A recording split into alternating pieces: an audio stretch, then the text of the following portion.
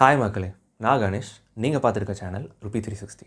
இன்றைக்கி நம்ம என்ன பார்க்குறோம் அப்படின்னா, psychology of money book chapter 7 வந்து பார்க்குறோம். ஆத்தர் நேம் வந்து மார்கன் ஹவுசல். இவர் வந்து ஒரு காலம்னிஸ்ட். 20 இயர்ஸாக வந்து வால் ஸ்ட்ரீட் ஜேர்னலில் ஃபினான்ஷியல் ஒப்பீனியனை வந்து ரைட் பண்ணுறாரு. சாப்டர் நேம் வந்து ஃப்ரீடம் அப்படிங்கிறது. இந்த ஃப்ரீடம்ங்கிறது என்ன அப்படின்னா, நம்ம இண்டிபெண்டன்ஸ் வந்து ஃப்ரீடம்னு கன்ஃபியூஸ் பண்ணிக்கிறோம். பேசிக்காக வந்து ஒரு நாள்லேருந்து நம்ம விடுபடுறோம் அப்படின்னா, இல்லை ஒரு பர்சன் கிட்டேருந்து நம்ம டிபெண்டாக இருக்கிறதுலேருந்து வெளியில் வரோம் அப்படின்னா, அது இண்டிபெண்டன்ஸ் அப்படின்னு நம்ம வச்சுக்கலாம். ஃப்ரீடம் அப்படிங்கிறது நீங்கள் மோர் அண்ட் மோர் இன்சைட்டாக ஒர்க் பண்ணணும். ரொம்ப உள்ளார்ந்து யோசிச்சு அதுக்கு நீங்கள் ஹோம்ஒர்க் பண்ண வேண்டியது நிறையா இருக்கும். அண்டர்ஸ்டாண்டிங் வந்து நிறையா இருக்கும். ஸோ இதை வந்து பேசிக்காக ஃப்ரீடம்னு ஆத்தர் என்ன சொல்கிறாரு அப்படின்னா, கண்ட்ரோலிங் யுவர் டைம் தான் வந்து ஹையஸ்ட் டிவிடெண்ட் பே அவுட் அப்படிங்கிறார். இந்த டிவிடெண்ட்னா இப்போ நீங்கள் ஸ்டாக் மார்க்கெட்டில் ஸ்டாக் வச்சுருந்தீங்கன்னா தெரியும், உங்களுக்கு வந்து இன்ட்ரெஸ்ட் பே பண்ணுவாங்க டிவிடெண்ட்டாக.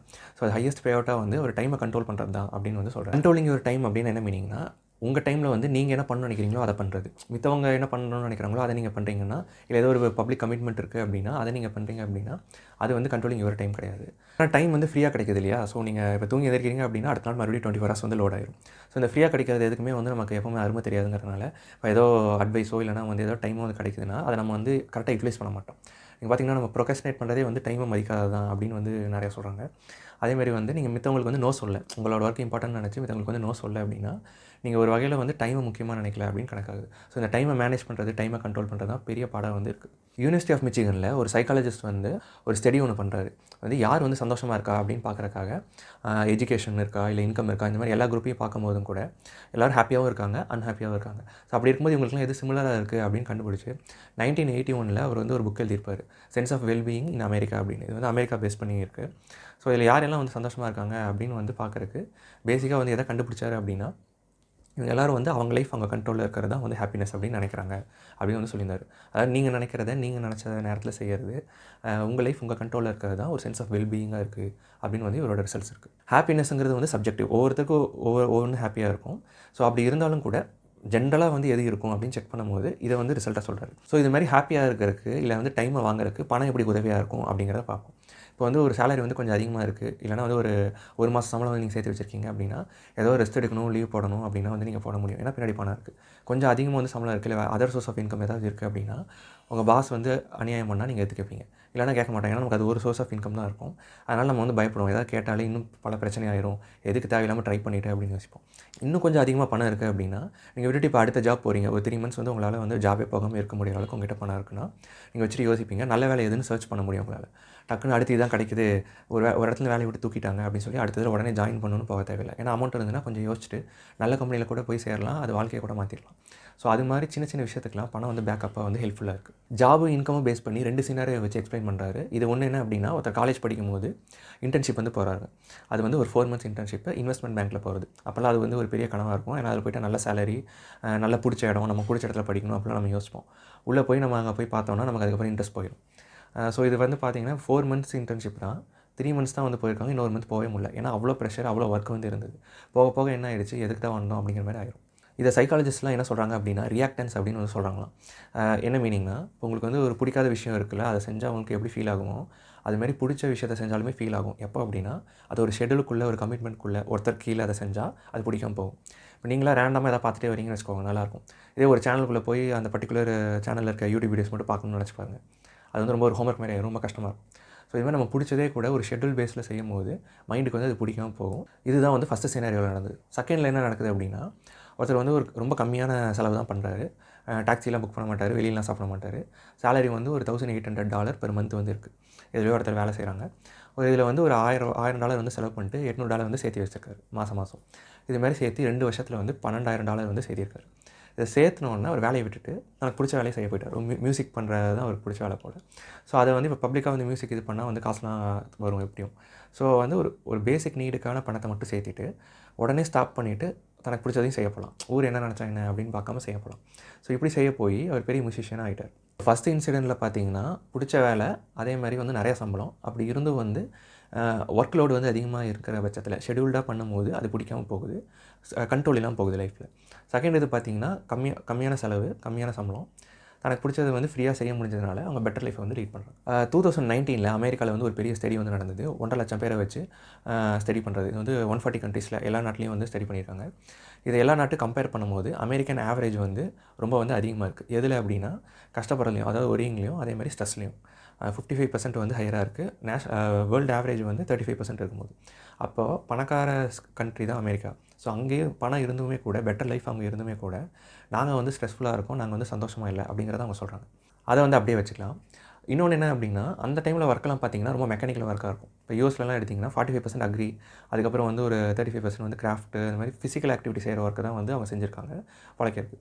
ஸோ அது வந்து பார்த்திங்கன்னா ஒர்க்கு முடிஞ்சோடனே வீட்டுக்கு வந்தோடனே அவங்க ரிலாக்ஸ் ஆகிடலாம். இப்போ இன்றைக்கி இருக்க ஒர்க்கெல்லாம் எல்லாம் பார்த்தீங்கன்னா ஃபுல்லாக வந்து மேனேஜர் ஒர்க்கு, ப்ரொஃபஷனல் ஒர்க் அந்த மாதிரி இருக்குது. இந்த ப்ரொஃபஷனல் ஒர்க்கு, மேனேஜர் ஒர்க்லாம் டெசிஷன் பேஸ்டாக இருக்குது. நம்மகிட்ட வந்து முடிவு எடுக்கணும், டெசிஷன் பேஸ் பண்ணி எடுக்கணும். அதே மாதிரி சர்வீஸ் எடுத்துக்கிட்டிங்கனாலும் இப்போ ஐடியோ இல்லை வேறு எந்த சர்வீஸ் எடுத்தாலும் அதுவும் கொஞ்சம் டெசிஷன் பேஸ்டு ஒர்க்கோ இல்லை சைக்கலாஜிக்கலாக நம்ம ஹோம்ஒர்க் பண்ணுற மாதிரி இருக்கும். அதேமாதிரி அந்த ஃபீல்டை பற்றி யோசிக்க வேண்டியதாக இருக்கும். இப்போ ஒரு கோடிங் போடுறீங்கன்னா ஆன்சர் வரலைன்னா அதை நீங்கள் அப்படியே வீட்டுக்கு வந்தக்கப்புறம் கூட யோசிச்சுட்டுருக்கலாம். அது பத்தாததுக்கு நமக்கு லேப்டாப்பு, ஐஃபோனு எல்லாத்துலேயுமே நம்ம ஆப்ரேட் பண்ண முடியுங்கிறதுனால இங்கேருந்தே நம்ம அதுலேருந்து பார்க்குறோம். இது எதுவுமே இல்லைனா கூட அதெல்லாம் நம்ம இப்போ யூனிலாம் வச்சு இந்த மாதிரிலாம் வந்து ஆஃப் டைமில் வந்து வேலை வாங்கக்கூடாது அப்படிலாம் சொல்கிறோன்னே வச்சுக்கோங்களேன்.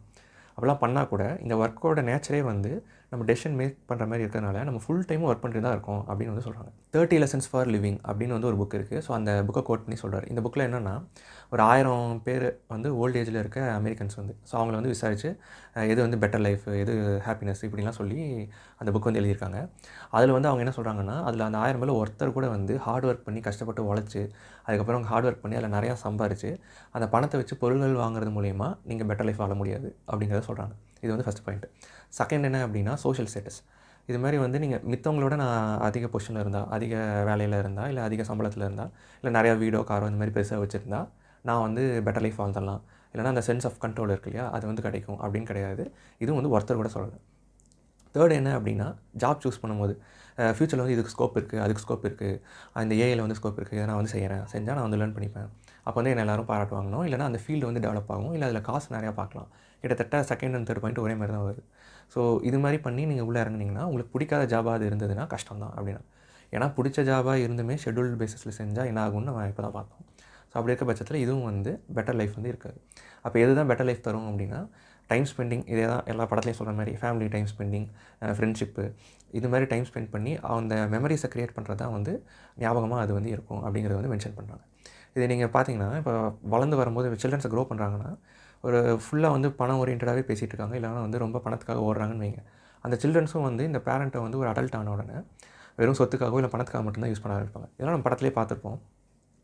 இதே வந்து நிறைய டைம் ஸ்பெண்ட் பண்ணுறாங்க, போதும் இந்த வாழ்க்கை வந்து போதும் ஓரளவுக்கு இருக்கட்டும் அப்படின்னு சொல்லி நிறைய டைம் ஸ்பெண்ட் பண்ணுறாங்க அப்படின்னா அந்த சில்ட்ரன்ஸ் வந்து நம்மளோட ப்ரெசன்ஸ் தான் வேணும், ஒரு அடல்ட் ஆனவங்க கூட நம்மளோட ப்ரெசன்ஸ் தான் வேணும் அப்படின்னு சொல்லி கடைசி காலத்தில் நம்மளை வச்சுப்பாங்க. ஸோ உங்களுக்கு டைம் கிடச்சதுன்னா அந்த டைமில் மறுபடியும் இன்னும் அதர் சோர்ஸ் ஆஃப் இன்கம், இன்னும் பணக்காரனாகணும், இன்னும் அதாகணும் இதாகணும்னு சோஷியல் ஸ்டேட்டஸ்க்கு அங்கே போய் ஃபைட் பண்ணுறதை விட்டு குவாலிட்டி டைம் ஸ்பெண்ட் பண்ணி வேல்யூஸ் ஆட் பண்ணுறது தான் ரொம்ப முக்கியம். ஏன்னா அதுதான் கடைசியில் வந்து நிற்கும். பட் இந்த ரெஃபரன்ஸ், இந்த எக்ஸாம்பிள் எல்லாமே வந்து யூஎஸை பேஸ் பண்ணியிருக்கு. இந்தியன் கல்ச்சருக்கும் இந்தியாவோட மெத்தடுக்கு ஏற்ற மாதிரி அது இல்லை. ஏன்னா யூஎஸ் வந்து டெவலப்டு நேஷன், இந்தியா வந்து டெவலப்பிங் நேஷன். ஈவன் வந்து இது பணம் சார்ந்து இல்லைனாலும், ஏன்னா யூஎஸில் நிறையா ரிச்சாக இருந்தால் கூட தே ஆர் நாட் ஹாப்பி அப்படிங்கிறது ஸ்டடீஸில் இருக்குது தான். பட் பணம் சார்ந்து நம்ம பேசலை, பட் கல்ச்சரல் சார்ந்தோ இல்லை சோஷியல் நார்ம்ஸ் இருக்குது, சொசைட்டியல் நார்ம்ஸ்னு இருக்குது. ஸோ இது சார்ந்தும் நம்ம பேச வேண்டியது இருக்குது. ஏன்னா அந்த எக்ஸாம்பிள் நமக்கு நிறையா ஒர்க் ஆகாமல் போகலாம். இப்போ ஒரு மியூசிஷியன் மாதிரி கம்மியாக சம்பாதிச்சுட்டு ஓரளவுக்கு வேணுங்கிற அளவுக்கு சேர்த்து வச்சுட்டு நம்ம ஒர்க்கை பார்க்க முடியாது. ஏன்னா நிறைய பேர் நம்மளை டிபெண்ட் ஆகிருக்க மாதிரி ப்ரெஷர்ஸ் வந்து இருக்கும். ஏன்னா இது டெவலப்பிங் நேஷன். ப்ரைமரியாக இந்த வளர்ந்த நாடுகளுக்கும் இந்தியாவுக்கும் என்ன டிஃப்ரென்ஸ் வரும் அப்படின்னா, மோஸ்ட்லி வளர்ந்த நாடுகள்லாம் பார்த்திங்கன்னா ரொம்ப செல்ஃப் சென்ட்ரிக்காக ஒரு இண்டிபெண்ட்டாக வந்து பேசுவாங்க. தனி மனுஷனோட வந்து உணர்வு, அதோட இம்பார்ட்டன்ஸ்லாம் ரொம்ப முக்கியம் அப்படிங்கிற சார்ந்தே அது வந்து இருக்கும். இங்கே வந்து அது completely influenced by societal norms. இன்னொன்று வந்து ஃபேமிலிஸ், இண்டிவிஜுவல்ஸ், சுற்றி இருக்க எல்லாருனாலையும் அது வந்து இன்ஃப்ளூயன்ஸ் பண்ணப்படுது. ஸோ அப்படி இருக்கும்போது நமக்கு வந்து டபுள் மடங்கு ஒர்க் பண்ணணும். அந்த என் லைஃப் என் கண்ட்ரோலில் தான் அப்படின்னு நம்ம இருக்கிறதுக்கு டபுள் மடங்கு நம்ம ஒர்க் பண்ண வேண்டியதாக இருக்கும். அதே மாதிரி சக்ஸஸையும் பார்த்திங்கன்னா நம்ம சோஷியல் ஸ்டேட்டஸோட ஒரு சோஷியல் வேலிடேஷன் இருந்தால் தான் நம்ம சக்ஸஸ்ஃபுல் அப்படின்னு நம்ம நினைக்கிறோம். ஈவன் நம்ம இப்போ ஒரு டாஸ்க்கை கம்ப்ளீட் பண்ணுறோம், இல்லைனா வந்து ஒரு விஷயத்தை முடிக்கும் போதே ஒரு சென்ஸ் ஆஃப் அச்சீவ்மெண்ட் வந்து இருக்கும். அதுவே சக்ஸஸ் தான். அப்போது பேசிக்காக நான் சர்வே பண்ணால் போதும், அதுக்கப்புறம் நான் எனக்கு எதோ முடியுதோ, என் கெப்பாசிட்டி எவ்வளோ முடியுதோ நான் அவ்வளோ வந்து இம்ப்ரூவ் ஆகிறேன்னு நம்ம நினச்சா போதும். பட் எல்லாருக்குமே சக்ஸஸ் வந்து ஒரு பெரிய ப்ரெஷராக இருக்குது அப்படின்னா நம்ம சக்ஸஸ் எப்படி டிட்டர்மைன் பண்ணணும்னா யாராவது வந்து பாராட்டினா தான் வந்து சொன்னால் தான் நான் ஒத்துப்பேன், நானே அப்போ தான் நம்புவேன் அப்படின்னு நம்ம நினைக்கிறோம். ஸோ இந்த ப்ரெஷரே வந்து சக்ஸஸை வேறு மாதிரி வந்து பார்க்குறோம். நம்ம விஷயத்தை வந்து சோஷியல் வேலிடேஷன் கிடைக்கிறக்காக நம்ம மாஸ் பீப்பிள் என்ன பண்ணுறாங்களோ அதை நம்ம பண்ண ட்ரை பண்ணுறோம். ஸோ அதனால் வந்து நமக்கு ரோட் நாட் டேக்கன்னு ஒன்று இருக்கும். ஸோ அதை நம்ம யாருமே போகாத பாதையில் போனால் பயம் இருக்கும். எல்லோரும் போகிற இதிலே போயிட்டோன்னா, கூட்டத்தோடு போயிட்டா பரவாயில்ல அப்படின்னு தோணும். ஏன்னா நீங்கள் யாருமே இல்லாத பாத்தில் போய் சக்சீட் பண்ணலன்னா எல்லோரும் போட்டு பயங்கரமாக ப்ரெஷர் பண்ணுவாங்க. அந்த ப்ரெஷர் வளர்ந்த நாடுகளை கம்பேர் பண்ணும்போது இந்த மாதிரி வளர்ந்துட்டுருக்க இந்தியா மாதிரி நாட்டில் ப்ரெஷர் ஜாஸ்தியாக இருக்கும். ஸோ நீங்கள் ஒரு ஆடாக ஏதோ ஒன்று பண்ணுறீங்க, சடனாக வந்து ஜாப் குவிட் பண்ணிட்டு ஏதோ ஒன்று பண்ணுறீங்கன்னா அடி பயங்கரமாக இருக்கும். ஸோ அதனால் இதையும் வந்து கம்பேர் பண்ண முடியாது. யூஎஸையும் நம்மளையும் வந்து கம்பேர் பண்ண முடியாது. இப்போ வந்து ஒரு ஹீரோனா அவர் வந்து நாட்டை காப்பாற்றணும், உலகத்தை காப்பாற்றணும் அப்படிங்கிற மாதிரி தான். தனக்குன்னு எதாவது பண்ணிக்கிட்டாங்கன்னா அவங்க வந்து செல்ஃபிஷ் அப்படின்னு போர்ட்ரே ஆகிறதுனால நம்ம ரொம்ப சாக்ரிஃபைஸ் மோட்லேயே இருக்கும். இந்த ஒர்க்கஹாலிக்காக மாறுறதுக்கும் அதுவும் ஒரு பேசிக் ரீசனாக இருக்குது. அதேமாதிரி சக்ஸஸை வந்து சொசைட்டி மார்க் பண்ணணும்னு நினைக்கிறது. அதேமாதிரி சோஷியல் ஸ்டேட்டஸில் வந்து பணம் தான் பெருசுன்னு வைக்கிறது. ஸோ இது மாதிரி வைக்கிறதுனால அதில் ஹெவி ப்ரெஷர் வந்து இருக்கிறனால கண்டினியூஸாக நம்ம ஒர்க் பண்ணிகிட்டே இருக்கோம். இதனால் டைம் வந்து அவுட் ஆஃப் கண்ட்ரோலாக போயிடுது. அப்போ பணம் வந்து கொஞ்சம் சப்போர்ட்டிவாக இருக்கும், அந்த டைமை வந்து சேவ் பண்ணுறதில்ல. இந்த கிடைச்ச டைமை வந்து நீங்கள் கரெக்டாக யூட்டிலைஸ் பண்ணி நீங்கள் வந்து உங்களுக்கு எது வந்து செல்ஃப் கண்ட்ரோல் இல்லாமல் இருக்குது, உங்கள் கண்ட்ரோல் எது இல்லாமல் இருக்கோ, உங்கள் பர்சனல் லைஃப்பில் என்ன இன்ஃப்ளூயன்ஸ் நடக்குதோ அதை நீங்கள் பிரேக் பண்ணாமல் நீங்கள் ஜஸ்ட் அந்த டைமை வந்து மறுபடியும் சேர்த்து வச்ச பணத்தை ஸ்பெண்டிங் பண்ணிட்டீங்கன்னா நீங்கள் எவ்வளோ வருஷம் ஆனாலும் இல்லை எவ்வளோ பணம் வச்சிருந்தாலும் அது கரைஞ்சிரும். அப்படி இல்லாட்டி உங்களுக்கு சென்ஸ் ஆஃப் வெல்பீயிங் வந்து இருக்காது. சம்மரி பண்ணி சொல்லணும் அப்படின்னா ஹாப்பினஸ்ஸு, டைமு, அதுக்கப்புறம் மணி, இது 3 தான் நம்ம மறுபடியும் இவ்வளோ நேரம் பேசியிருக்கோம். இதில் வந்து பேஸ் எது அப்படின்னா டைம், அப்புறம் வந்து ஹாப்பினஸ். ஏன்னா நீங்கள் மித்த உயிரினத்தோட கம்பேர் பண்ணி பார்க்கணும். ஜூம் அவுட் பண்ணி யோசிச்சிங்கன்னா அப்போ உங்களுக்கு கரெக்டாக புரியும். எல்லா உயிரினத்துக்கும் ஹாப்பினஸ் இருக்கும், அது தேடி வந்து அது உழைக்கும். அதேமாதிரி டைமும் எல்லா உயிரினத்துக்கும் இருக்குது. ஸோ நம்மளோட மீதி ஸ்பீஷிஸ் வந்து பெட்டராக அந்த டைமை யூட்டிலைஸ் பண்ணிருச்சு அப்படின்னா நம்மளை தூக்கி சாப்பிட்ரும். அதேமாதிரி கண்ட்ரிஸ், ஸ்டேட், அதுமாதிரி ஒரு இண்டிவிஜுவல் ஃபேமிலி, அப்புறம் இண்டிவிஜுவல். ஸோ எல்லாருக்கும் 24 ஹவர்ஸ் தான். அந்த 24 ஹவர்ஸை யார் வந்து பெட்டராக யூட்டிலைஸ் பண்ணுறாங்க அப்படிங்கிறத பொறுத்து ஒருத்தருடைய சக்ஸஸும் சர்வைவலும் வந்து இருக்கும். சென்ஸ் ஆஃப் வெல்பீயிங் ஆர் ஹாப்பினஸும் அதை பேஸ் பண்ணி தான் இருக்கும். மணிங்கிறது ஹியூமன் மேடு தான், அது நமக்குள்ளே நம்ம வச்சுக்கிட்டது. அப்போ மணிங்கிறது தேர்டு தான், அது டெரைவ்டு வெர்ஷன். ஸோ ஃபஸ்ட்டு 2 தான் ப்ரைமரி, அதை நோக்கி தான் நம்ம போகணும். இந்த பணத்தை வச்சு அது 2ஐயும் அடைய தான் நம்ம முயற்சி பண்ணணும் ஃபஸ்ட்டு.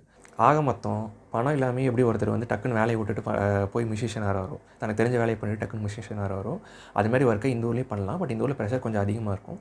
பட் ஆனால் நீங்கள் பண்ணலாம், அப்படியும் பண்ணலாம். அப்படி இல்லாட்டியும் வந்து நீங்கள் இப்படியே வாழணும், எனக்கு வந்து சோஷியல் ரூலை பிரேக் பண்ண வேண்டாம், நான் வந்து கூட்டத்தோடய போயிருக்கேன்னா இட்ஸ் அப் டு யூ, அது உங்களுடைய விருப்பம் தான்.